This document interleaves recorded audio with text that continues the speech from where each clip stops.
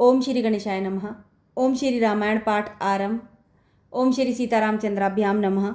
ओम हे भोलेनाथ माता पार्वती, ओम हे माँ दुर्गा, ओम हे श्री सीताराम जी, ओम हे हनुमान जी। मैं आपका स्मरण करते हुए श्री रामायण का पाठ आरंभ करती हूँ। अपना आशीर्वाद दीजिए। आपके श्री चरणों में मेरा सादर चरण स्पर्श प्रणाम है, नमस्कार है। ओम हे हनुमान जी, आपसे मेरी ओम जय सीताराम जी की राम राम जी। ओम 42वां सर्ग। ओम अंशुमान और भगीरथ की तपस्या। ब्रह्मा जी का भगीरथ को अभिष्ट वर देकर गंगा जी को धारण करने के लिए भगवान शंकर को राजी करने के निमित्त प्रयत्न करने की सलाह देना।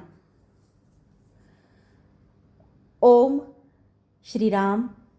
सगर की मृत्यु हो जाने पर प्रजाजनों ने परम धर्मात्मा अंशुमान को राजा बनाने की रुचि प्रकट की। रघुनंदन अंशुमान बड़े प्रतापी राजा हुए। उनके पुत्र का नाम दिलीप था। वह भी एक महान पुरुष था।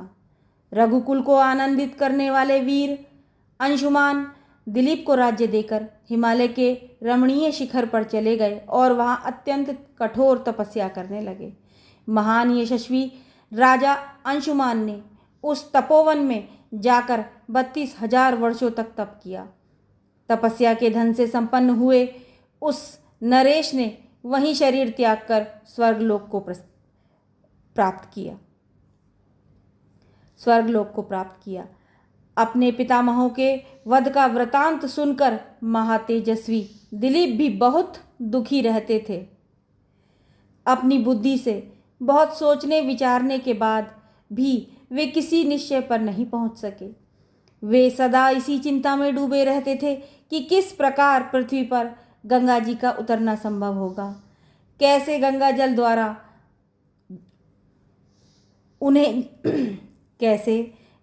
द्वारा उन्हें जलांजलि दी जाएगी और किस प्रकार मैं अपने उन पितरों का उद्धार कर सकूंगा।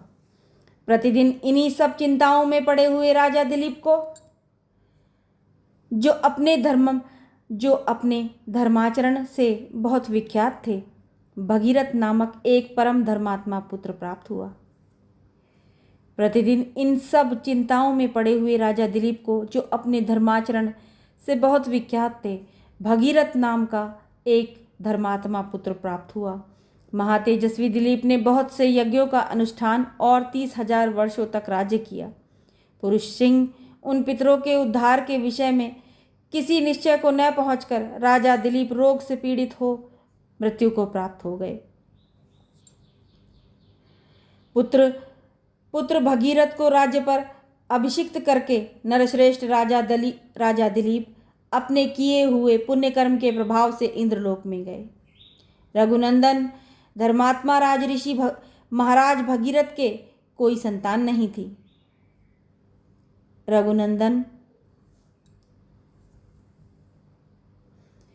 धर्मात्मा राजऋषि महाराज भगीरथ के कोई संतान नहीं थी। वे संतान प्राप्ति की इच्छा रखते थे, तो भी प्रजा और राज्य की रक्षा का भार मंत्रियों पर रखकर गंगा जी को पृथ्वी पर उतारने के प्रयत्न में लग गए और गोकर्ण तीर्थ में बड़ी भारी तपस्या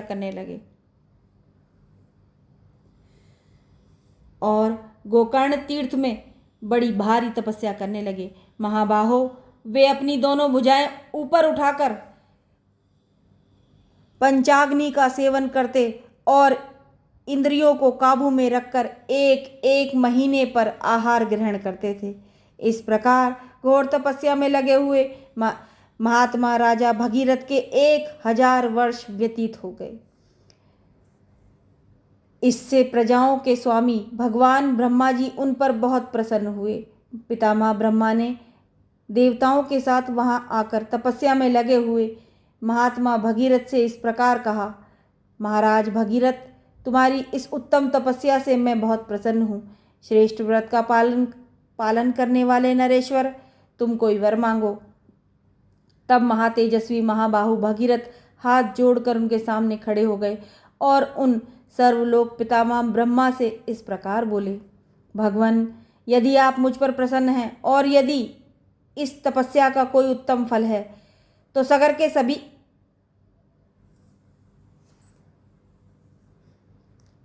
के सभी पुत्रों को मेरे हाथ से गंगा जी का जल प्राप्त हो।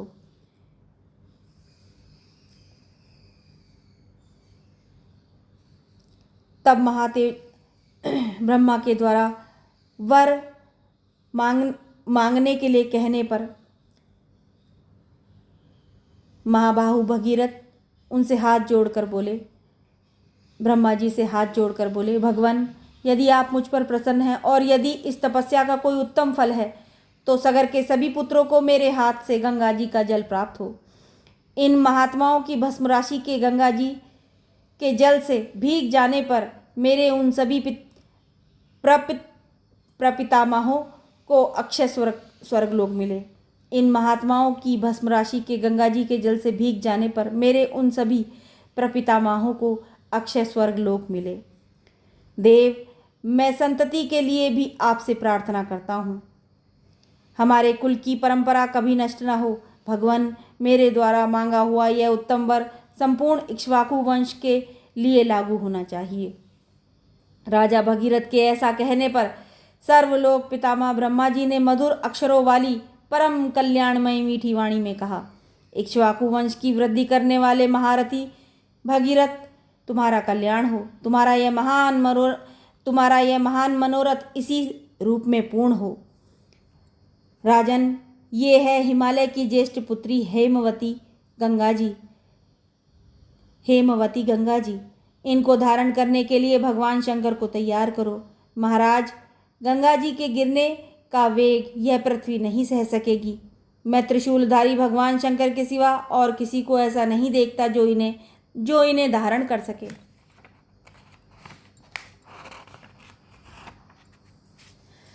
राजा से ऐसा कहकर लोक सृष्टा ब्रह्मा जी ने भगवती गंगा से भी भगीरथ पर अनुग्रह करने के लिए कहा। राजा से ऐसा कहकर लोक सृष्टा ब्रह्मा जी ने भगवती गंगा से भी भगीरथ पर अनुग्रह करने के लिए कहा। इसके बाद वे संपूर्ण देवताओं और मरुद्र गणों के साथ स्वर्गलोक को चले गए। इस प्रकार श्री वाल्मीकि निर्मित आर्ष रामायण आदि काव्य के बालकांड में 42वां सर्ग पूरा हुआ। इस प्रकार श्री वाल्मीकि निर्मित आर्ष रामायण आदि काव्य के बालकांड में 42वां सर्ग पूरा हुआ। ओम जय श्री सीताराम जी की। ओम जय श्री हनुमान जी की। राम राम जी।